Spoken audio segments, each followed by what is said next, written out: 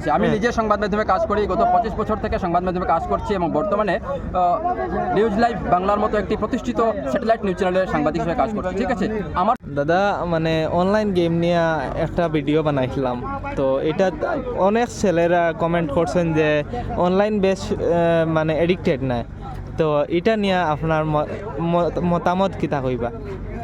Online game যেটা হচ্ছে অর্থাৎ মানে ভিডিও গেম টাইপের যেগুলো অনলাইন গেম, ঠিক আছে, এই অনলাইন গেম কি করে যুব প্রজন্মকে পঙ্গু করে দিচ্ছে। কীভাবে পঙ্গু করছে?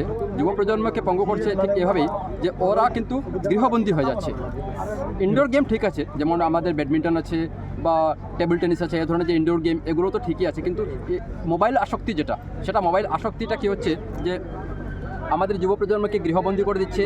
ওরা নিজেদের মধ্যে সীমিত থাকছে এবং যে ভার্চুয়াল যে ইয়েটা যে ওদের মানসিক বিকাশ হচ্ছে না।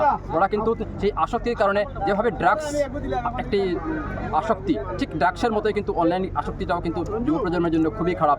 যার দরুন যুব প্রজন্মের কাছে আমি সেটাই আবেদন রাখবো, ঠিক আছে, সময় অতিবাহিত করার জন্য কিছু সময় হয়তো অনলাইন গেম করে নেওয়া যায়, 10 মিনিট 5 মিনিট যদি কেউ খেলে, কিন্তু হয় কি 10 মিনিট 5 মিনিট করতে করতে এমন হয়ে যায় মাদকাসক্ত যেভাবে হয়, মানুষ মদের প্রতি যেভাবে আসক্তি হয়, মদ প্রথমত মানুষ অল্প খায়, কিন্তু পরে অল্প অল্প করে এক সময় কী হয়, পুরা সে মানে তাকে মদের যে আসক্তি হওয়ার পরে কিন্তু তার জীবন ধ্বংস হয়ে যায়। ঠিক সেভাবে অনলাইন গেমের প্রতি যদি মানে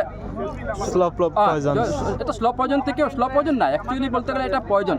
স্লো পয়জন তো শুরু হয় কিন্তু পরবর্তীতে বিষাক্ত হয়ে উঠে তার জীবনকে ধ্বংস করে। তো অনলাইন গেমিংয়ের পরিবর্তে যে স্পোর্টসগুলো আছে, আমাদের যে পারম্পরিক যে স্পোর্টসগুলো আছে, আজকে যেমন ফুটবল আছে, এখানে করা হচ্ছে আয়োজন, ফুটবল আছে, ক্রিকেট আছে, ভলিবল আছে, ব্যাডমিন্টন আছে, এসব যদি আমাদের যুব প্রজন্মরা যদি এসবের প্রতি আগ্রহ বাড়ায়, তাহলে কী হবে, শরীরচর্চাও হবে, মানসিক বিকাশও হবে, শারীরিক বিকাশও হবে।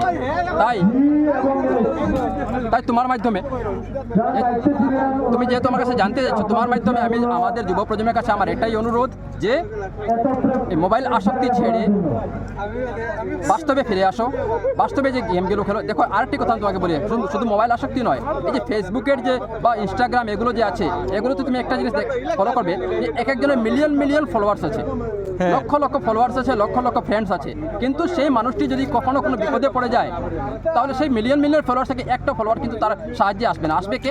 তার বাড়ির পাশে যে প্রকৃত বন্ধু বা যারা প্রতিবেশী, সেই আসবে। তাই একটা প্রশ্ন ছিল, এটার মাধ্যমে আমি বলতে চাই যে মা বাবা অনেক সময় যে ছেলে ভাত খাচ্ছে না, তার মিডিলে নিয়ে যে মোবাইলটা দিয়ে, তখন ছেলে ভাত খায়, যখন মোবাইলটা ছিনে নেয় ওদের কাছ থেকে, তখন ওদের রিয়াকশন কান্না করে এরকম। মানে আজকালকের যুগে কি হচ্ছে, আজকালকের যুগে সন্তান জন্ম হওয়ার পর থেকে কিন্তু সবচেয়ে বড় সমস্যা হচ্ছে মায়ের হাতেও মোবাইল থাকে, বাবার হাতেও মোবাইল ফোন থাকে। মায়ের হাতেও মোবাইল স্মার্টফোন, বাবার হাতেও স্মার্টফোন। মা কি করে, ছেলেমেয়েরা ছোটো বাচ্চারা মাকে কাজ করতে অসুবিধা দিচ্ছে, কান্নাকাটি করছে, সেই বাচ্চাদেরকে তারা ভোলানোর জন্য মোবাইল ফোন হাতে দিয়ে দেয়, এবং এতে কি হয়, ছোটো বাচ্চারা কিন্তু মোবাইলের প্রতি আসক্ত হয়ে যায়। সেটা কিন্তু নিয়ন্ত্রণ করা প্রত্যেকজন মা বাবার কর্তব্য, কারণ এই মোবাইল আসক্তি কিন্তু একদিন ওই ছেলেকে, ওই মেয়েকে বিপথে পরিচালিত করবে। স্যার এখন বলুন, মানে এই যে সন্তান থেকে, সেটাই বলতে চাইছি। আমি নিজে সংবাদ মাধ্যমে কাজ করি, গত 25 বছর থেকে সংবাদ মাধ্যমে কাজ করছি এবং বর্তমানে নিউজ লাইভ বাংলার মতো একটি প্রতিষ্ঠিত স্যাটেলাইট নিউজ চ্যানেলের সাংবাদিক হিসেবে কাজ করছি। ঠিক আছে, আমার সবসময় মোবাইল ফোনের প্রয়োজন আছে। আমার মিসেস একটি হাই স্কুলের টিচার, ওনারও মোবাইলের প্রয়োজন আছে। আমার ছেলে ক্লাস 8-এ পড়ে, কিন্তু আমরা কি করছি জানো, আমার 2টি ফোনের প্রয়োজন, আমি একটি ফোন রেখেছি। আমার মিসেসের কিপ্যাড ফোন আছে। আমার ছেলে যাতে মোবাইল ধরতে না পারে, তার জন্য শুধুমাত্র আমার কাছে একটি ফোন, আর সেই ফোন দিয়ে ওর যদি কোনো সময় প্রয়োজন হয়, সেটা বলি না যে সে তাকে ফোন দেওয়া হয় না, ওর যদি কোনো সময় প্রয়োজন হয়, কোনো কোয়েশ্চেন আনসার বুঝতে হয় বা অন্য কিছু স্টাডি মেটেরিয়াল কোনো কিছু ওর প্রয়োজন হয়, আমি ওকে টাইম ব্যান্ড দিয়ে 15 মিনিট তোমাকে সময় দিলাম, তুমি দেখে নাও, আধা ঘন্টা সময় দিলাম, যাতে তার মোবাইল আসক্তি না হয়।